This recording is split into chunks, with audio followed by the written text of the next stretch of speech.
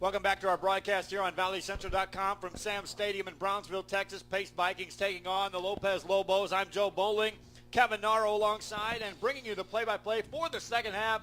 Mr. Narro, take it away. Well, welcome back to Sam's Stadium. Just as Joe mentioned, it's a 35-7. Lobos with a big lead against the Vikings. Second half underway, kickoff. It's a low, short one right at the 30. That'll be a fair catch. So we'll be on the 29 to the 30-yard line is where the Lobos will take over. Vikings tried to catch him off guard that time with that short kickoff, but the Lobos were there, fielded it well, and now it's up to them to establish what they did in the first half, that is control this football game and move on.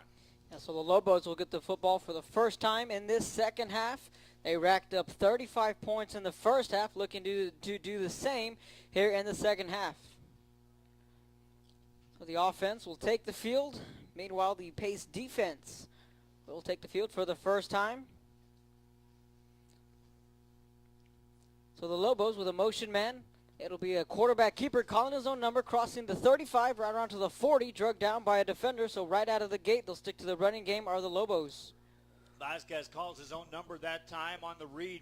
Saw something open up, was thrown forward by A.J. Gary, a junior defensive lineman, who threw him forward for an additional couple of yards on that play.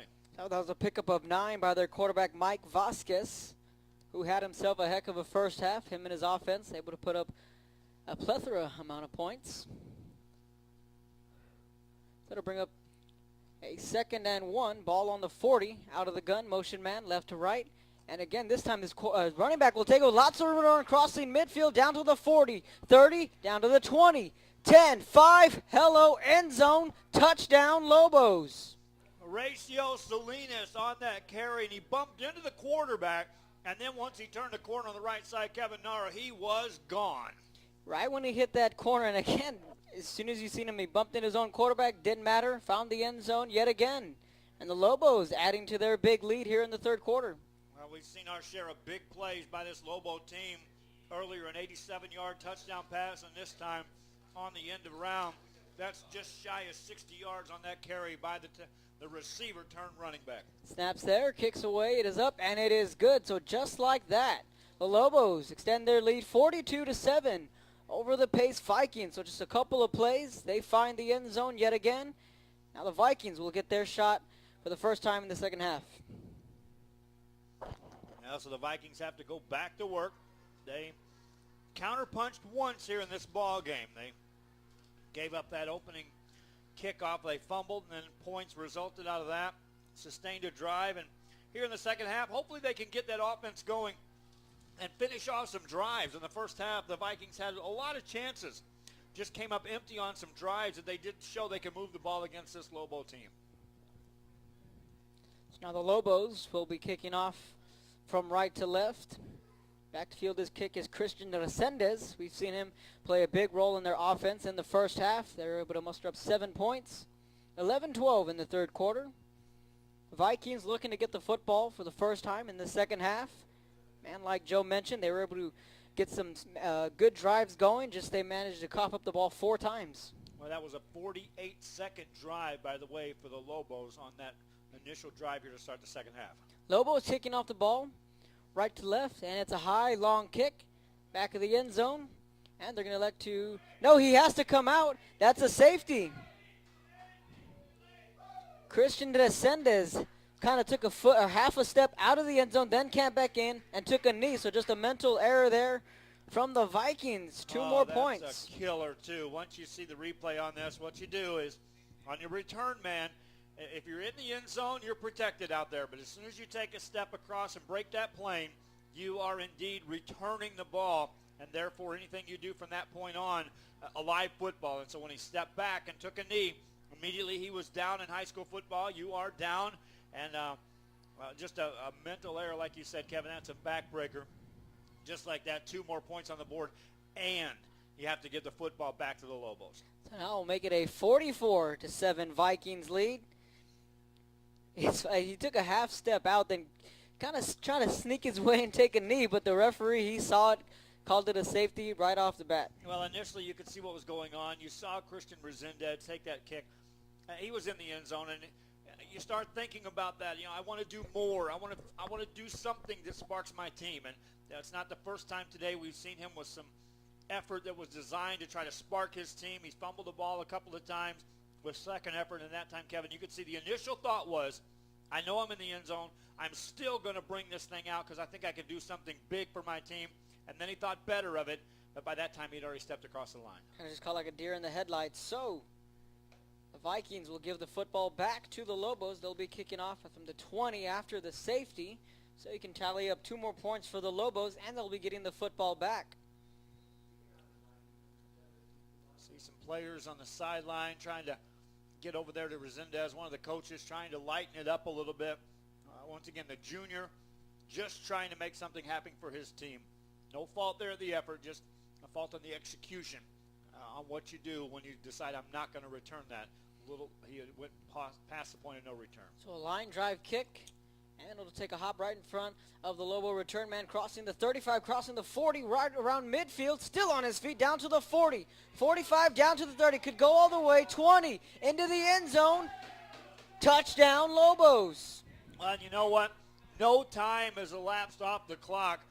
They should have ran the clock on that one, but it still didn't take long. Horacio Salinas, the guy that scored the touchdown earlier, and I say earlier, we're still 48 seconds in. Earlier, he's the one that scored on the run, and this time on a kick return, and wham! That is a big-time scoring swing for the Lobos. 2 touchdowns and a safety, less than a minute into the second half. That's got to be some kind of record. I'd never seen that before. So the extra point coming up. Lobos looking to tack on to their already a big lead. Snaps low. It's there. Extra points up. And it is good. Make it 51-7. The Lobos come out swinging. And that's in 50 seconds. They took 2 seconds off the clock, so they're telling me that he ran 65 yards in 2 seconds. That's lightning quick speed. Kevin, you'll score a lot of touchdowns if you can pull that off. Well, Emily, so I'm Kevin Otto bringing you the play-by-play action right by my side. Joe Bowling, we're bringing you live action from Sam Stadium in Brownsville, Texas. Lobos, Vikings, and a district matchup. Then you catch the nightcap, 7 o'clock, between the Brownsville-Hanna Eagles and the Brownsville-Porter Cowboys. You can tune in at 7 o'clock on valleycentral.com. Well, mark that down in your future broadcasting days, Kevin. When you think a team is completely eliminated from something, that you witness 16 points on the board in 50 seconds. Strange things can happen in high school sports. Oh, yeah. Yeah, I'm starting to learn that after the past couple of years. So Lobos will be kicking off to the Vikings, who are looking to get something going offensively. They have their man Christian Resendez back there to return this kick. Right by his side is Lázaro Sanchez. Kickoff is up. And it's another booming kick into the end zone. And he'll take a knee this time. Rather, that was Michael Cuellar.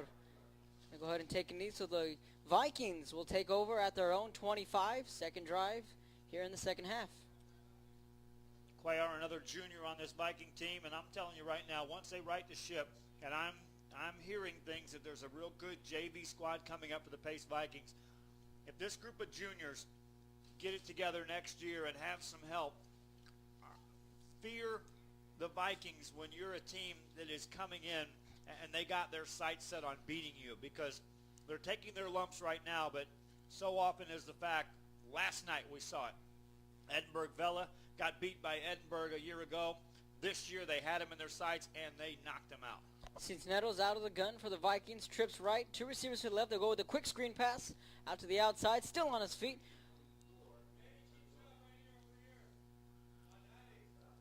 So that pass was complete to Felix Calderon, one of the many receivers that the Vikings were hitting early on in that first quarter. Calderon used that blocking out there by Tony Gomez, a wide receiver, who also set an extra couple of yards on that. And we saw this Pace Viking team open it up with the offense, and they have shown some signs of being able to move the football.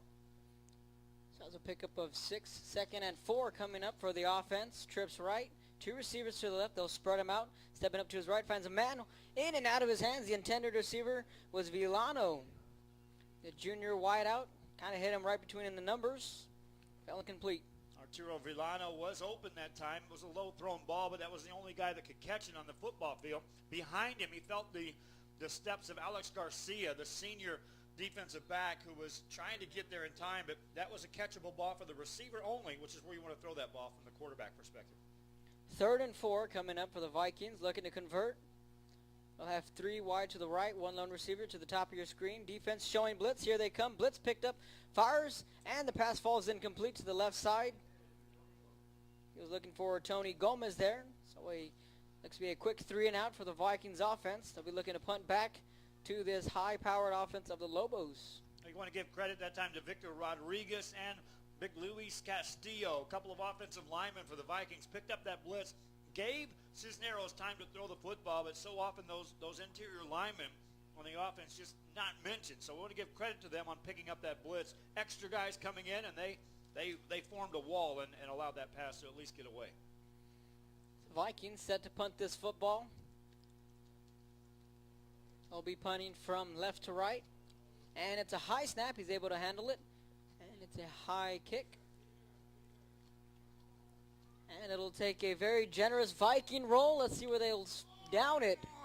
Inside the 5 is looks where they'll officially spot it around the 4-yard line. So good special teams play there from the Vikings. Well, and they're fortunate that they're going to get the ball there because the rule says you have to control the football and not allow it to get in the end zone. And he caught it and kept running. And in this case, that was Lazaro Sanchez who ran into the end zone. The official gives him a kind spot. Tremendous punt, though, by the Vikings. So they will set up shop at the 4-yard line. That's where the Lobos will take over. They have a 51-7 lead, 10-11 here in the 3rd quarter, coming to you live from Sam Stadium in Brownsville, Texas, out of the gun. And we'll give it a handoff to his running back, running up to the right. I'll pick up a couple of yards there. Hit first by Jesus Casas, who's a junior defensive lineman for the Vikings. Held on, tripped him up, short gain on the play. So Mike Vasquez, the signal caller for the Lobo offense, has to be pretty pleased with his performance. And thanks to his defense, taking away the football 4 times. Turnovers turn into points. Out of the gun is Vasquez. 2 receivers to his left, 1 to his right, and they'll stick to the ground game in a big hole again. So the offensive line for the Lobos starting to take its shape here. Yeah, the Pace Vikings going with a 3-man front on the defensive line, but that time leading the way, blocking the Lopez Lobos. Mondo Castillo, a senior offensive lineman, had blown his man back a good 5 yards on that play and was hitting another man as the tailback was brought down. 3rd and a very short 1 yard coming up. Out of the gun, and again, they'll stick to the run game. Handoff up the middle. Did he get it? Doesn't look like it from up here. He's met by a wall of defenders of the Vikings. Well, that wall of defenders begins and ends with A.J. Guerra, or Garay, a junior defensive lineman. He hit him high. Cristobal Bermudez, another junior in there on that tackle. Punting time for the Lobos, and Kevin, we haven't said that much all night. No, we haven't. So the Lobos, I believe the first time all afternoon, they'll be punting from right to left. Back to receive this punt for the Pace Vikings is Lazaro Sanchez. And for the first time all afternoon, or we'll get to that after this play, it's a low snap. It's a high punt. He'll feel it. And the ball's put on the ground, but he's able to recover it. Breaking 2 tackles, running to his own man. And he's able to hold on to the football. So good starting field position for the Vikings as they'll take over. Around the 49, right around midfield is where they'll take over. So the Vikings get good field position to start a drive. We haven't said that much today. They'll go ahead and spot this one on the 49. And technically, they're in Lobo territory. So out comes their quarterback, Alex Cisneros, looking to get on the board. They'll have Arturo Villano lined up to the far side.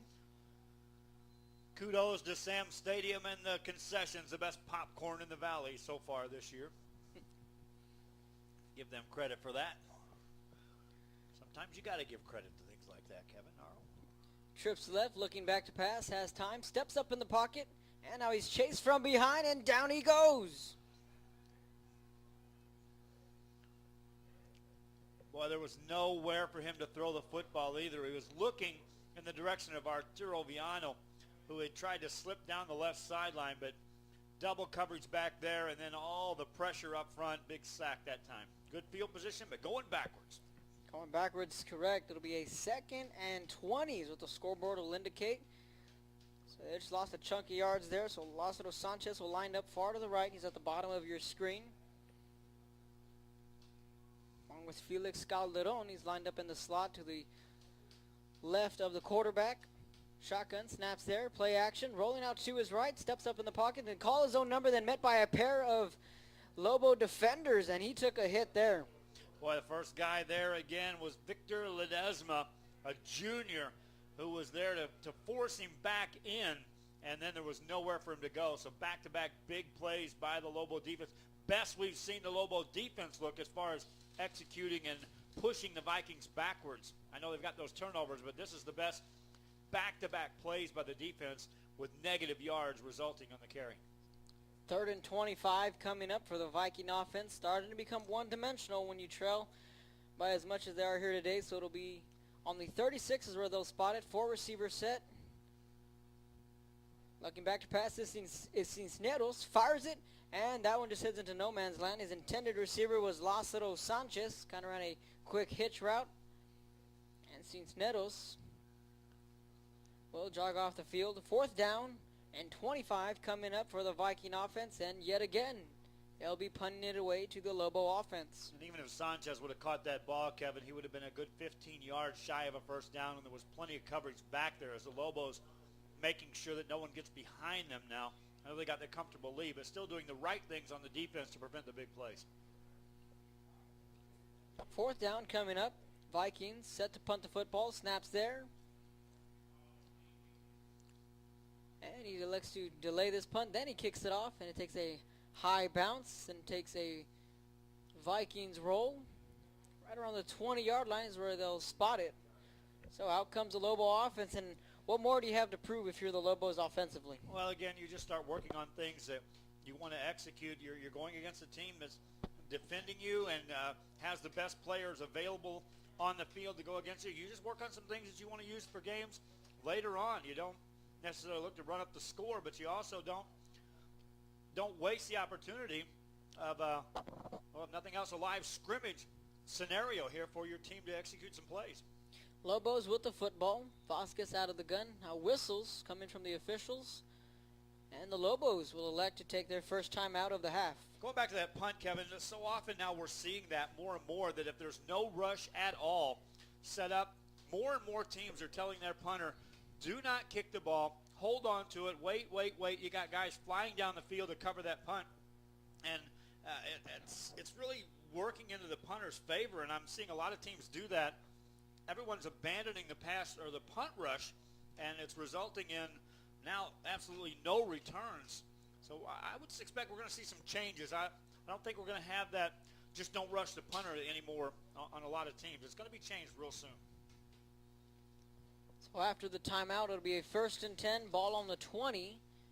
The Lobos with the football have a big lead. 4 receiver set, 2 to the right, 2 to the left. And they got the defensive jump, but they were to bounce back off on side and trying to break it to the outside. Flags will come in from the far side of the field. So the Viking defense holding them to a mere 1 yard. Not lost a couple there. Well, they made the play, Kevin, but I think the defense was going to be drawn offside. We saw a couple of guys jump that time. Now, we've been misled before on who we thought jumped, but in this case, it looked like the Vikings went offside.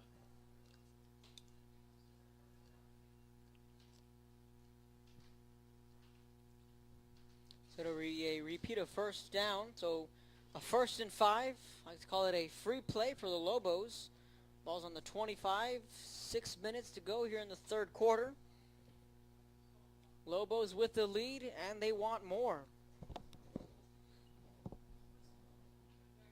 They'll have 4 receivers set. Play clock down to 8. Plenty of time to get it off. Corner backs off.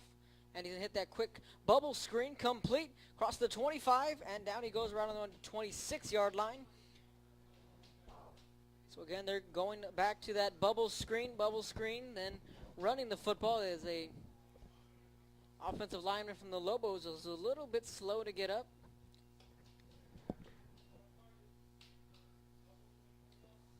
So to bring up a 2nd and 2. That was a pickup of 3 for the Lobos. Looking to convert, pick up another 1st down. and keep their momentum going here in the third quarter. Vasquez out of the gun, 4 receivers set, defense showing blitz, low snap, able to pick it up. He's going to have to call his own number here. Looks like he's just shy of the first down. Vasquez did a good job that time. That was a low snap. A lot of quarterbacks don't even get their hands on that football, Kevin, but he did. Ended up getting close to first down yardage. So bring up a 3rd and 1 coming up for the Lobos. In just a moment, we'll go ahead and look to next week's matchups, as plenty of teams are starting to get arranged in the playoff picture. 3rd and 1 coming up. Lobos with the football. That'll be a read option, and they'll pick up the first down and more, crossing the 40 down to the 45. And a big first down there from their quarterback, Mike Vasquez. And Vasquez made a good cutback that time, but Kevin, he was also carrying that football dangerously.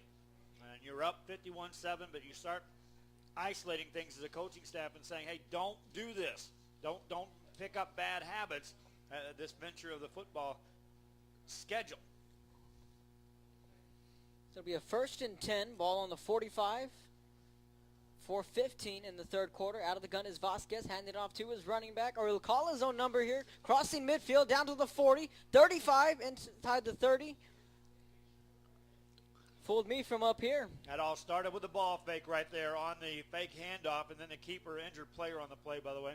Vasquez, 3 plays in a row in which we saw a different phase of this young man's abilities.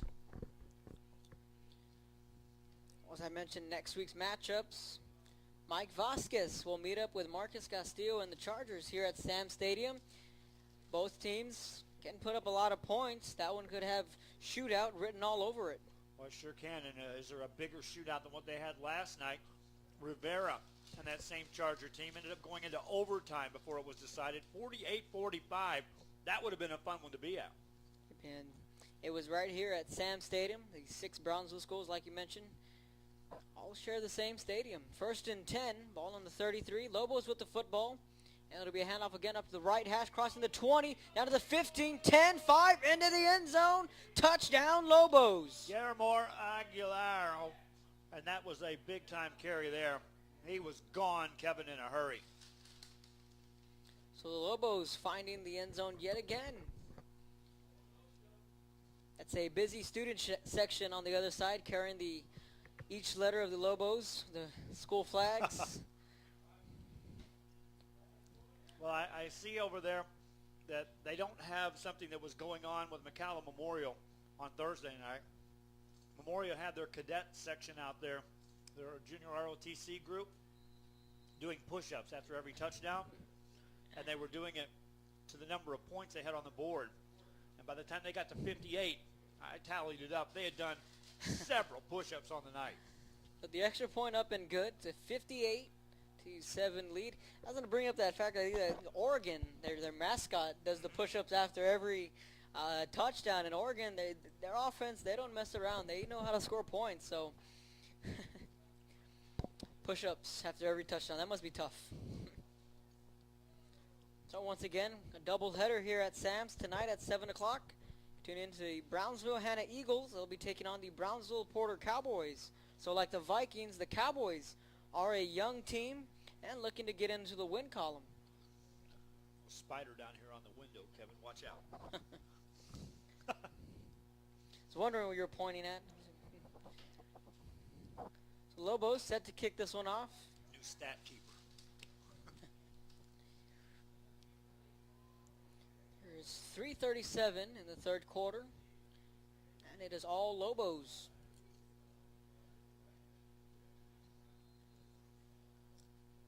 So on a blue sunny day in October, we're starting to turn the page into fall weather, high school football. Kicking off from the 40. High, long kick. And backpedaling. He'll catch this one. And he's going to hesitate to take this one out, but he does. Crossing the 15, crossing the 20, juking, and hit from behind, but flags will come in. Football still on the ground. And it looks like the Vikings may have been able to recover it. So the penalty flag's going to be against the Vikings, Kevin. they did get it back. So the return man hesitated to take the football out. You get a penalty, and you fumble the football. All three of those in one play.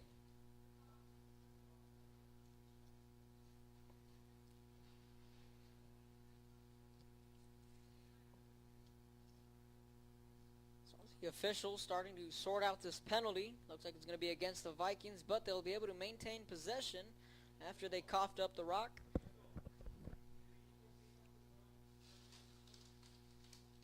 And it is against the Vikings. All right, now you got one of the Lobo defenders doing push-ups. Well, speaking of push-ups. Yeah, I heard the coaching staff over here on the side during that kick return, and they saw something they didn't like, and they got a hold of the coach down there through the headsets and said, there he is, look what he did.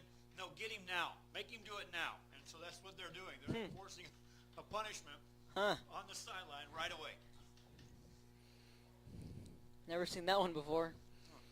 Problem is, you'll do the push-ups now, but they'll also be brought up in a film session on Monday, which will result in some runs, and you might do some more push-ups. 3:29. Vikings with the football. They'll stick to the ground game right up the middle. Pick up a couple of yards. Still going with that second effort we've seen and brought up throughout the first half. Really never say die Vikings. Still showing a lot of heart here in the tail end of the third quarter. Cristobal Bermudez, another junior on this squad. All the guys we're talking about, most of them, junior. They've got some seniors on the team, but the names that we keep saying in the plays, primarily juniors. Lázaro Sanchez lined up to the right, and Felix Calderon lined up to the left. Lobo defense digging in, showing blitz, and it's a delayed handoff. So the Vikings continuing to stick to the ground game here in the third quarter.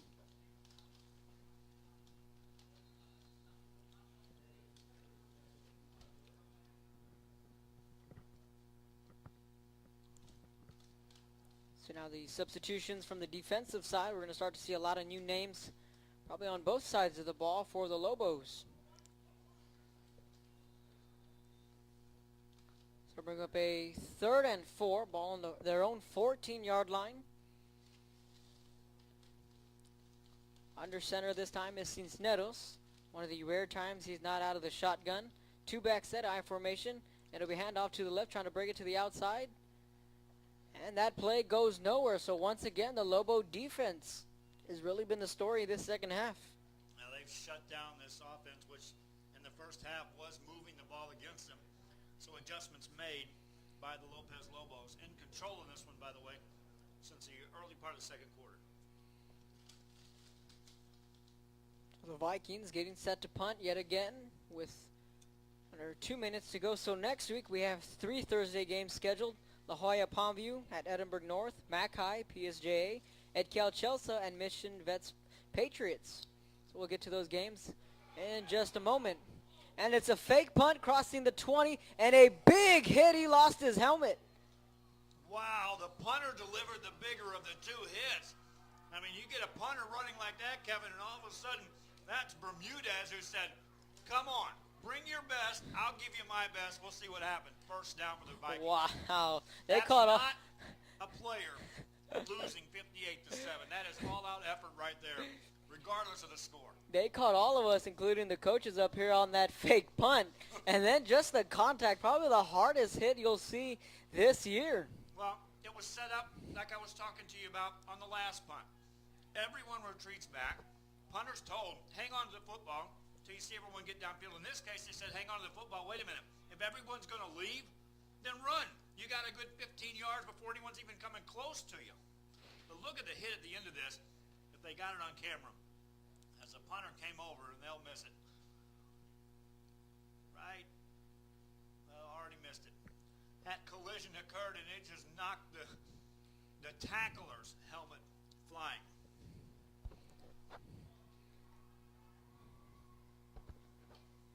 So the Vikings with a little trickery up their sleeves, faking the punt, and you're right. So there may be some ways to defeat that new tactic that these special team coaches are trying to present. Well, we saw the development of the rugby-style punt, which you roll the punter out left or right to buy a little extra time and also give a different angle. But from that is now this design. Hang on to the football, even if it is a rugby-style punt where you roll left or right.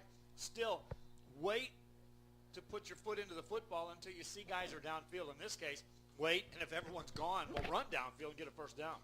So the Vikings will maintain possession after they're going for it on fourth down, and a big run crossed into the 30, still on his feet. The Vikings continuing to play hard. This time the carry goes to number 8. That is Lee Cortez, the junior running back. Another junior. There you go. Another junior running the football for the Vikings. And all the skill players that are touching the football here today, juniors. A minute and 16 seconds in the third quarter. Vikings with the football. Probably their longest drive since we've seen since that early first quarter. Motion man is Cortez. And it'll be a handoff to their running back, and again met by multiple Lobo defenders. So the defensive line starting to show up. That handoff was to Felix Calderon. 5 of the 11 defenders on the Lobo side of the line of scrimmage were there at the point of contact when the tailback made it to the line of scrimmage.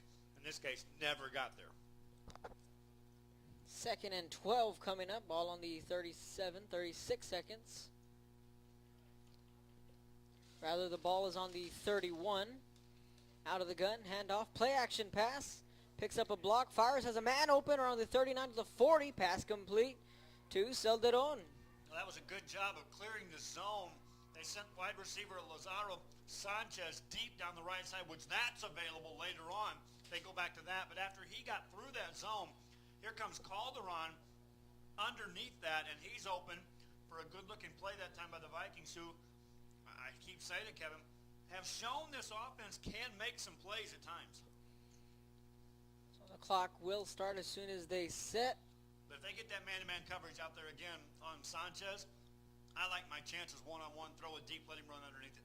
Yep, and he gets that one-on-one, but they'll elect to run the ball again to the right side. That's Cortez again on the carry. So 20 seconds and counting. First down, Vikings.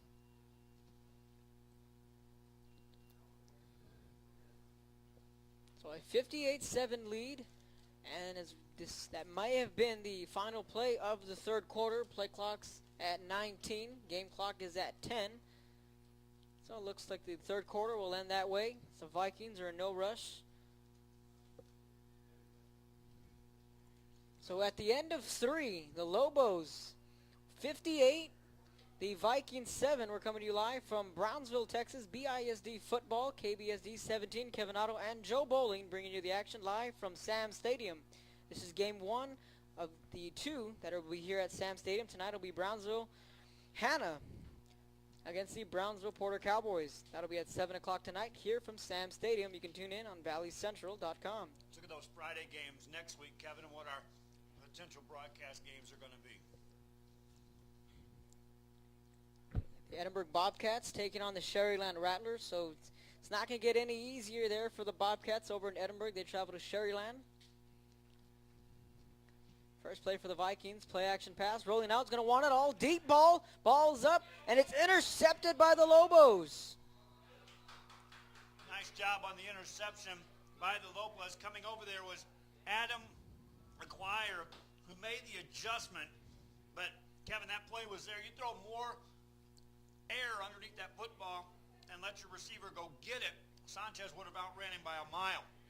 In this case, underthrown, intercepted, Lobos get the ball back. The Thursday matchup between the McAllen Bulldogs, the undefeated Bulldogs against the PSJ Bears, who had a hot start to their season. They've kind of faltered a bit. They lost last night to, I believe it was Westlake East. So Steve Marokine, he's doing a really good job with the PSJ Bears. They're looking to get back on track. It'll be a strong defense against a strong running game against the unbeaten Mac High Bulldogs. That means you and I are going to be at some good games on Thursday, because that other one, Ed Couch-Elsa heading to Mission Vets, Kevin, that's going to be a war. Oh, yes. One, it's a rivalry. Two, Ed Couch-Elsa, I've grown up seeing Ed Couch-Elsa games. I went when I was in junior high, and they love their machina. They love their football. They're going to be playing a Mission Vets team who found themselves in a ball game this past week. Yeah, That wouldn't be bad to see Santos Villarreal again and the Mission Patriots. Lobos will have the football, 1st and 10, ball on the 32, 4-receiver set. And the quarterback will call his own number, trying to bring it to the outside. And the ball is put on the ground, and the Vikings look like they have it. So for the first time all afternoon, it is Vikings football. The Lobos cough up the football for the first time. Once again, a team down by 51 points in the fourth quarter, still playing hard, still delivering the big hits, and in this case, causing the turnover. So again, just the effort. You know, if you want to give this team a grade, you just want to give them a big E for effort. They've done really well. So again, looking forward to next week's game, La Jolla Palmview at Edinburgh North. North should and will roll over the Lobos to keep their undefeated season going, as is the Sherryland Rattlers. So again, last night when I did the Sherryland game, I brought up that it's shaping up to be the monster matchup on Halloween. Rattlers Cougars with district on the line. 1st and 10, ball on the 41. Vikings with the football after the turnover. It'll be a handoff to Cortez down to the right hash. Look at some other games Friday. West Caliste at San Benito. That'll have some playoff implications there. McAllen Rowe taking on McAllen Memorial on Friday night. That was going to be a big blockbuster. Now with the Rowe quarterback situation and the way McAllen Memorial turned it on here this week, you wonder if that's going to be a lopsided one now. And then next Saturday, a couple of games coming here in Brownsville as well. Vikings looking back to pass. This time it's complete to his man. That is Luis Longoria on the reception. So the Vikings on the move. So there's plenty of games to look forward to next week. I think the one I'm most excited about is a debate between the PSJ Bears and EdCal Chelsea. Both games have playoff implications on the lines, and the Bears, who are expected to win all of one game this year. They won one game last year. They just kind of come out of the cellars in that league, or rather district. And then they're taking on McAllen, who is now shocking everyone with the turnaround that they've had. At Mackay, they are undefeated. So again, you know, their strong running game. They'll meet up against a very good defense in the PSJ Bears. So there'll be 3 games on Thursday. You can catch them on valleycentral.com. So it'll be La Jolla Palmview Lobos at Edinburgh North, the Mackay Bulldogs at PSJA, and Ed Couch Elsa will be at Mission Vets. So hopefully Joe and I will get one of the two. We like to team up again on Thursday night. Well, those are definite broadcast games on the schedule, whether Kevin and I are there or not. Those are going to be games streamed. The live ones on Thursday, video and audio. And then the Friday, the audio only, and Saturday. Looks like we'll be back here Saturday afternoon and Saturday night. The one Saturday night, you're going to get a solo on that one. But that, like you said, shootout written all over it, a way to end another great week, which now more and more of these games are starting to decide setups for playoffs. 3rd and 1 coming up, and they'll go ahead and run it right up the middle, and the helmet is lost. So they'll pick up the first down in a bunch formation. First down, Vikings. That time, Victor Rodriguez, the senior offensive lineman for the Pace Vikings, ran into big number 71, Mondo Castillo, a senior lineman for the Pace Vikings. And in this case, the Vikings helmet got knocked off. So next week, a 7 o'clock game, it'll be the Chargers and the Lobos, who you're seeing here today, who have already put up 58 points. And at one time, the Chargers were on a roll of 50 points as well. So their offense definitely capable of putting up points. Vikings with the football. Handoff again to Cortez. And again, said it time and time again, the Lobos are there to sniff it out. Well, things don't get any easier for this Viking team. Next week, they are on the road, and they are taking on the Harlingen Cardinals. You know, last night, prior to the game, the Harlingen Cardinals, I was talking with some individuals on the field and off the field. They got beat a year ago by Los Fresnos, and so was it a year in the making, the revenge game? Perhaps. But more importantly, as I was talking to them, I brought up Sherryland, and they're like, oh, yeah, they're on our list too. Looking back to passes, Cisneros wants it all deep down the field, and it's intercepted at the 10. Oh, that pass just thrown nowhere. Yeah, earlier there was a pass that was underthrown. This time he just missed the receiver's route. threw that one by about 10 yards. Easy pickings for Julio de la Garza, who picked that off for the Lobos, and they'll take over again. So let's talk a little bit about the 35A district with Edinburgh North, Sherryland. It's shaping up to be a very competitive district now that Donna is starting to heat it up. They lost to Edinburgh North last night, but they'll have a shot at Sherryland. But nevertheless, it could be Edinburgh North, Sherryland, Donna, Economides, or vice versa. Yeah, boy, that's going to be a whale of a ball game on a Thursday night in Edinburgh when Sherryland comes calling. And we'll be streaming that one live on valleycentral.com. And we're good chance you and I may be doing that one together because of the fact that how we're starting to do this now with some of the Channel 17s allowing to their 17 to use the stream, and then Valley Central comes in and does our own. So we may get to do that one, you and I. That'll be a heck of a game. It'll be excited. You know, it'll be a homecoming for me. I graduated from Edinburgh North 2010, so it's good to be back at Cat Stadium. Good old Cat Stadium. Lobos with the football, handing it off, crossing the 20, right around to the 25. So a good pickup of a couple of yards there. With 8:44 to go. So again, the Cougars, you know, like I said, their defense has really been the tale of the tape. And last night I was talking about what a job Coach Sines has done for the Cougars. What happens when you drop a phone, Kevin? A cracked screen. I did that earlier today. I dropped it for the first time I've cracked a phone. I just heard my phone hit the deck again, but none the worse. Turnover. Yep. Lobos with the football, 1st and 10, ball on the 25, and again they'll elect to stick it to the ground, running right up the middle with lots of room to run in front of them. So the Lobos again continuing to move the chains, picking up another 1st down, and a late flag comes in.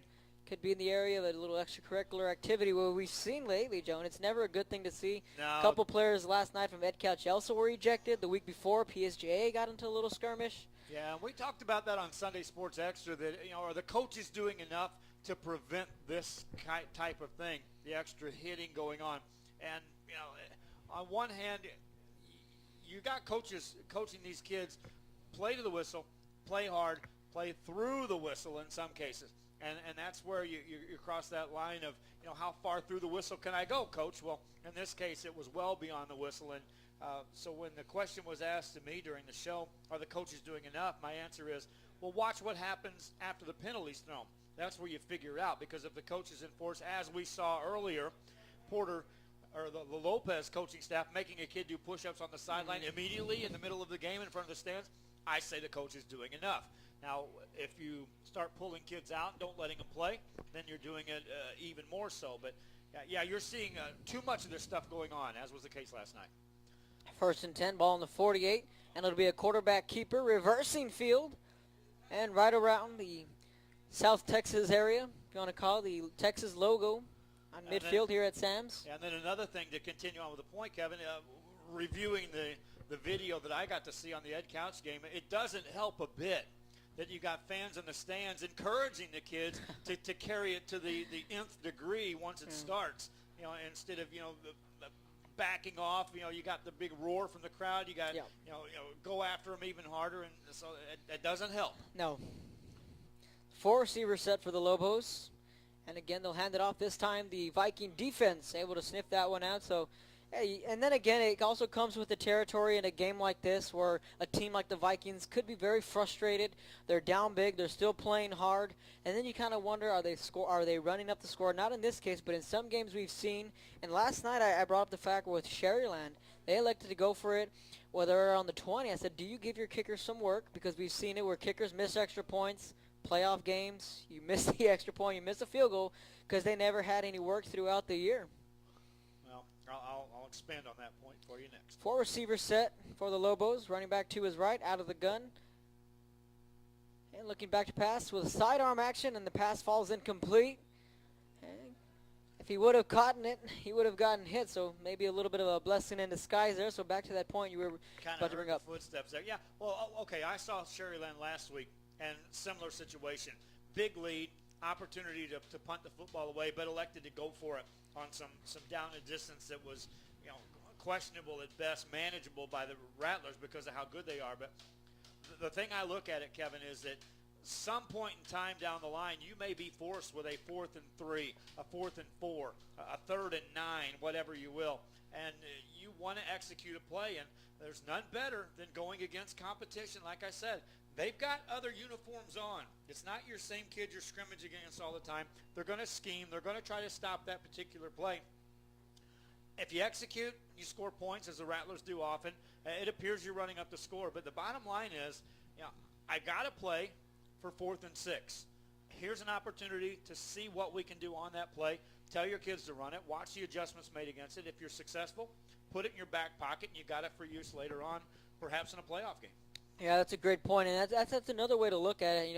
A lot of these plays that they're unable to run in a live, close game, they can kind of open up their playbook and big wins like that and say, okay, if this play can work, we have confidence in it going forward. So that is a good point. And that's why you look at a team like this Pace Vikings. They're playing hard every snap. And so if you're an offensive coordinator, hey, coach, I want to run this play because they're coming after us. They're going to try to stop it, and you go for it. So another quick screen caught at the 20, 25, down to the 30. Nifty footwork from the Vikings. Around to the 34-yard line. So with six minutes remaining in the final quarter, Lobos all over the Vikings, 58-7. Kevin Otto, Joe Bowling, bringing you the action live from Sam Stadium. We had a 1:30 kickoff here in deep South Texas. Some sunny weather in the early month of October.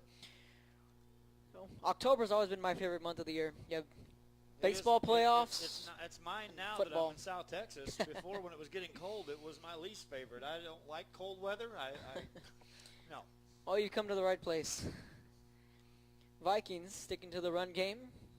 Penalty on that play across the field. Somebody lined up or jumped.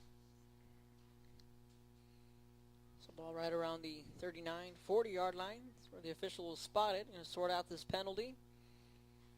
Well, I'm encouraged with the baseball playoffs. Of course, I wasn't happy the Cardinals got beat yesterday, but being a St. Louis Cardinal fan, being in the playoffs 10 out of the last 13 years. Not bad. I'll take that run. I got a daughter who lives in Pittsburgh, though. Her household is split right down the middle. Ouch.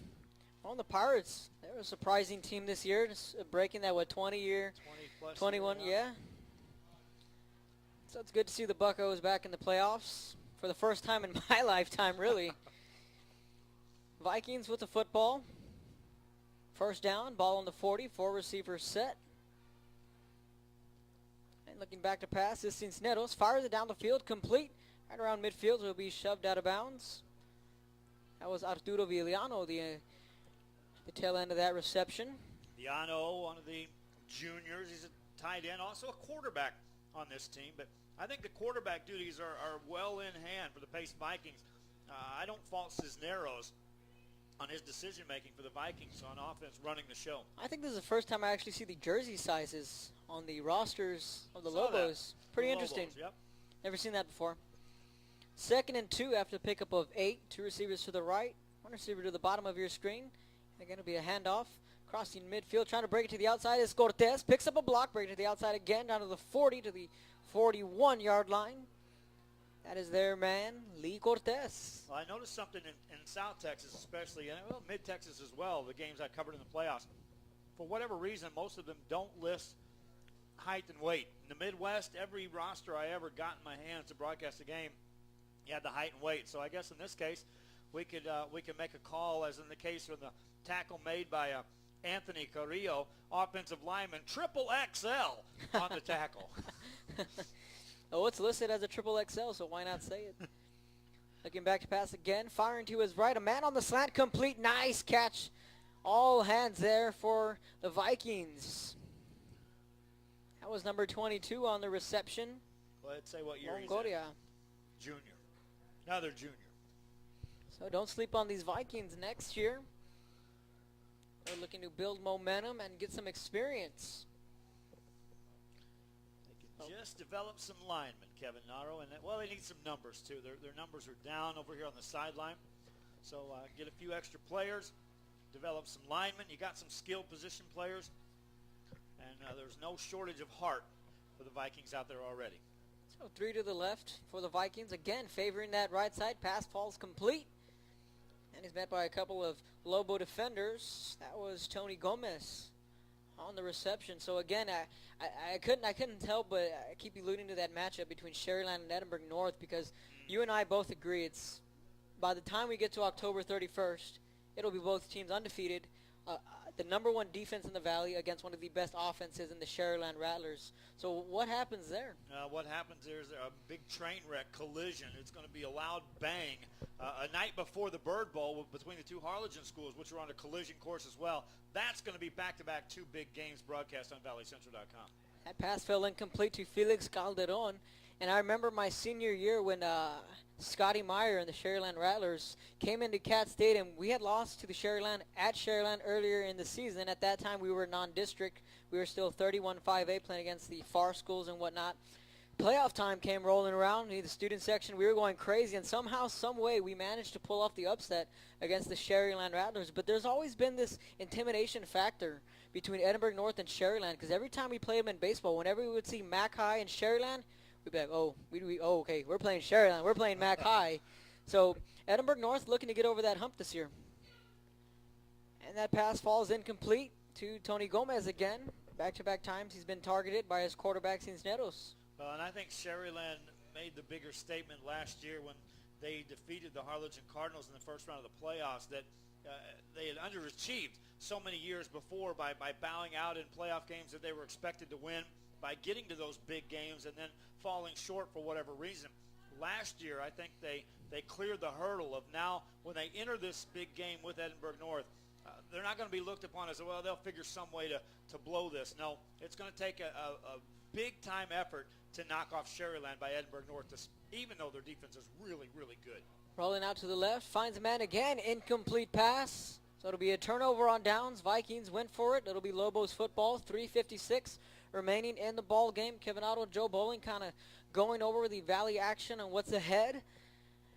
And plenty of good games, like we've said, and a lot of these teams starting to take shape in their respective districts. And I remember last year, Port Isabel, we got to follow their historic run. I got to call two of their games. You got to call that one miracle game you got to see. And the Tarpons, maybe they can make that extra push this year. And I know last year, if they were able to get that win against Belleville, they would have played against a very tough Navasota team who eventually went on to win the state title. And I was talking to a couple of guys last night, over the last 2 nights, as a matter of fact, scouting service that's down here out of the Dallas-Fort Worth area that makes a trip and scouts the Valley once a year at least. And as a matter of fact, they're here in the press box again. But we were talking about that, and they said that the read for the Port Isabel Tarpons is that there is no reason in the world why they can't make a run all the way to that state final game, especially if they land in the Division II at the Class 3 level. They said Division I is going to be loaded. It'll be a tougher road, but if they land in Division II, which by numbers they have a very real possibility of doing so, then Belleville could stand in their way again. And from what I've been told, from what these guys have saw, Belleville isn't near as good as they were a year ago. And so the question was asked for their scouting service, if Port Isabel makes it to the state final game, just how big a following from the Rio Grande Valley can be expected? And I said without a blink of an eye, huge. I think they'll come from every city, every town in the Valley if a team makes it that far, Kevin Arnold. Yeah, and that's what I love about the Valley. You know, they love to support their teams. You know, we've seen it with San Benito this year, Ed Calchelsa, Edinburgh High, all those cities coming together and going to support them. And I don't see why not. You know, Port Isabel, we got to see them a couple times this year. And they, like the Rattlers, they haven't missed a beat. Coach Stumball's got them going again. Isaiah Martinez, one of the smaller but better quarterbacks in the league, or rather in the Valley. And one thing you mentioned about Belleville's last year is the challenge was both their defensive ends were 6 foot plus. With their hands up in the air, those are giants running at the quarterback. Yeah, and they presented some problems, but I talked to Monty Stumball before the season began, and he said he had reviewed that game multiple times and said, there are ways we could have beat that football team. And so, their eye is on win 6. 6 deep in the playoff gets you to the championship game, and that's been their motto from the word go. And the state is recognizing that, and across the board, scouting services already eyeballing. Okay, how far can they go? Well, right now everybody stays healthy. They do what they're supposed to do, and we could very well be watching another historic run by a Valley team. So a minute 45, we're about to wrap this one up here at Sam's. It's been all Lobos, 58-7. Lobos with the football. Just running out the clock here with a 2nd and 6 in front of them. Ball on the 44 out of the gun. Again, it'll be a quarterback keeper running to the left side, to the far side of the field. So minute 20 and counting here at Sam's on Saturday afternoon action. So again looking next week at Cal Chelsea and Mission Vets. That should be a whale of a football game. Elsa had a tough loss, I believe it was a Laredo Alexander. Then they had a thrilling win last week. So they're starting to get back on track. At one point, they were ranked number 1 in the Valley. Yeah, they sure were. And then, of course, Mission Vets this past week ran into a bit of a nightmare on their game. Was able to call that football game, so they'll be chomping at the bit to get back on the winning track. So Lobos, and again, and a big hit there from the Viking defender. That is Cristob Bermúñez on the tackle. So in the final minute of this one, we're wrapping it up. Lobos looking to walk away with a 58-7 victory for the Pace Vikings. Meanwhile, the Vikings kind of scratching their heads.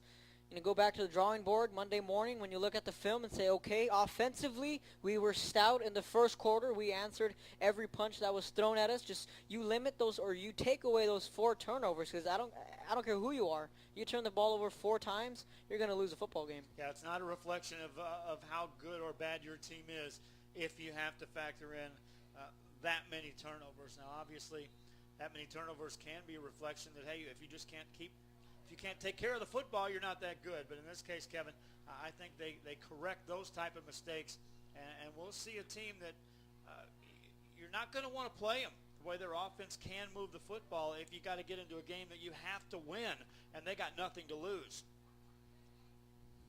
So Lobos looking to punt this one away. Back to receive this punt is Michael Cuellar. Kind of garbage time. Scoreboard indicates final 6 seconds in the ball game. And a big hit from behind. And that should wrap this one up.